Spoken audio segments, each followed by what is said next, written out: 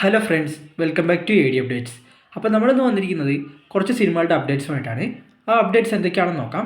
So വീഡിയോയിലേക്ക് പോവാം. കാർത്തിക് സുബ്ബരാജിൻ്റെ സംവിധാനത്തിൽ സൂര്യ നായകനായിട്ട് വരാൻ പോകുന്ന ഏറ്റവും പുതിയ സിനിമയാണ് സൂര്യ 44. സിനിമയുടെ ടൈറ്റിൽ ഇതുവരെ പുറത്തുവിട്ടിട്ടില്ല. ഒരു അനൗൺസ്മെൻറ്റ് ടീസറായിരുന്നു പുറത്ത് വിട്ടിരുന്നത്. ആ ടീസർ എന്തായാലും വേറെ ലെവലായിരുന്നു. നമ്മളെല്ലാവരും വിചാരിച്ചിരുന്നത് സൂര്യ 44 കാർത്തിക് സുബ്ബരാജിൻ്റെ സ്ഥിരം പാറ്റേണിൽ വരുന്ന ഒരു ഗ്യാങ്സ്റ്റർ ഫിലിം ആയിരിക്കുമെന്നാണ്. എന്നാൽ അങ്ങനെയല്ല.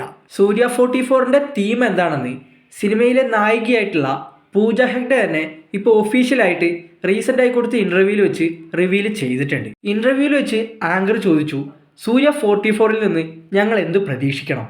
അതിന് മറുപടിയായിട്ട് പൂജ ഹെഗ്ഡെ പറഞ്ഞിരിക്കുന്നത്, കാർത്തിക് സുബ്ബരാജ് ഒരു ലവ് സ്റ്റോറി എടുത്താൽ എങ്ങനെയുണ്ടാവും, അതാണ് സൂര്യ 44. അപ്പോൾ സൂര്യ 44 ഒരു ഗ്യാങ്സ്റ്റർ ഫിലിം അല്ല, പകരം ഒരു ലവ് ആക്ഷൻ ഫിലിമാണ്. എന്തായാലും കാർത്തിക് സുബ്ബരാജും ട്രാക്ക് മാറ്റി.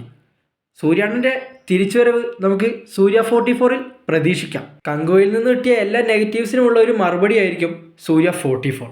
അതിൽ യാതൊരു സംശയവും വേണ്ട. കങ്കുവ സിനിമയുടെ ഭാഗത്തു നിന്ന് ഇപ്പോൾ ഒരു അപ്ഡേറ്റ് കിട്ടിയിട്ടുണ്ട്. സിനിമയുടെ അവസ്ഥ എന്താണെന്നൊക്കെ എല്ലാവർക്കും അറിയാലോ. സിനിമയുടെ ഫസ്റ്റത്തെ അരമണിക്കൂർ വർക്കായില്ല എന്ന് സൂര്യയുടെ ഭാര്യയായിട്ടുള്ള ജ്യോതിക അടക്കം ഒഫീഷ്യലി പുറത്ത് പറഞ്ഞിരുന്നു.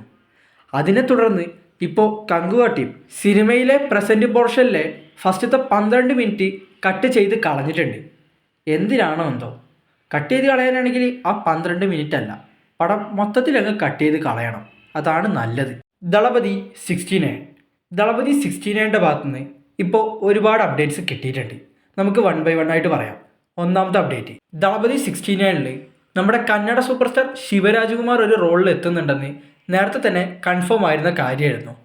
ശിവരാജ്കുമാർ തന്നെയാണ് അത് ഒരു ഇൻ്റർവ്യൂവിൽ വെച്ച് കൺഫേം ചെയ്തിരുന്നത്.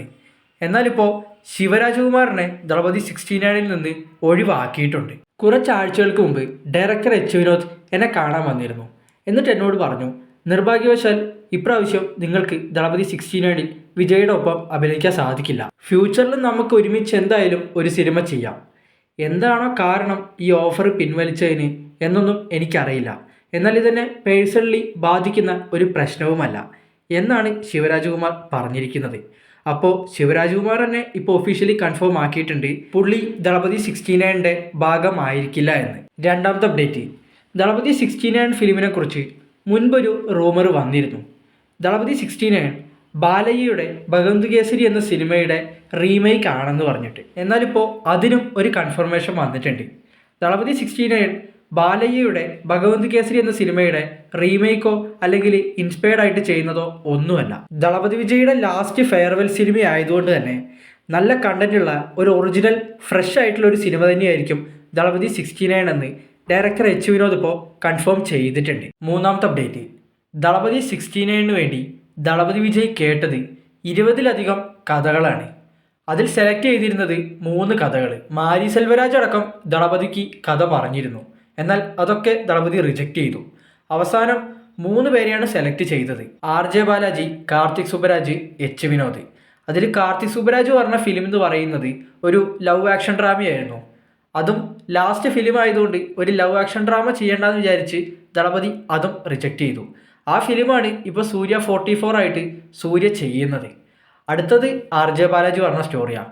ആ സ്റ്റോറി ഒരു വലിയ സ്റ്റോറി ആയിരുന്നു എന്നും ദളപതിക്കും ആ സ്റ്റോറി ഇഷ്ടമായതാണ്. എന്നാൽ പല കാരണങ്ങൾ കാരണം ആ സ്റ്റോറി ദളപതി വേണ്ടാന്ന് വെച്ചു. RJ ബാലാജി റീസെൻ്റായി കൊടുത്ത ഇൻ്റർവ്യൂവിൽ വെച്ച് ഇക്കാര്യം ഇപ്പോൾ വ്യക്തമാക്കിയിട്ടുണ്ട്. പിന്നെ ലാസ്റ്റത്തെ story H Vinod. H Vinod 3-4 story പറഞ്ഞിട്ടാണ് ലാസ്റ്റ് ദളപതി ഇപ്പോൾ ചെയ്യുന്ന ഈ ഒരു പ്രൊജക്റ്റിൽ കൺവിൻസിങ് ആയത്. 3-4 സ്റ്റോറി പറഞ്ഞിട്ടാണ് ഈ ഒരു സ്റ്റോറി ദളപതി സെലക്ട് ചെയ്തത്. നല്ല സ്റ്റോറി ആവുന്നത് തന്നെ നമുക്ക് പ്രതീക്ഷിക്കാം. സ്റ്റോറി മാത്രം നന്നായിട്ട് കാര്യമല്ല, ഡയറക്ടറുടെ കയ്യിലാണ് ബാക്കിയെല്ലാം. എച്ച് വിനോദ് ആയതുകൊണ്ട് എനിക്ക് വലിയ പ്രതീക്ഷയൊന്നുമില്ല.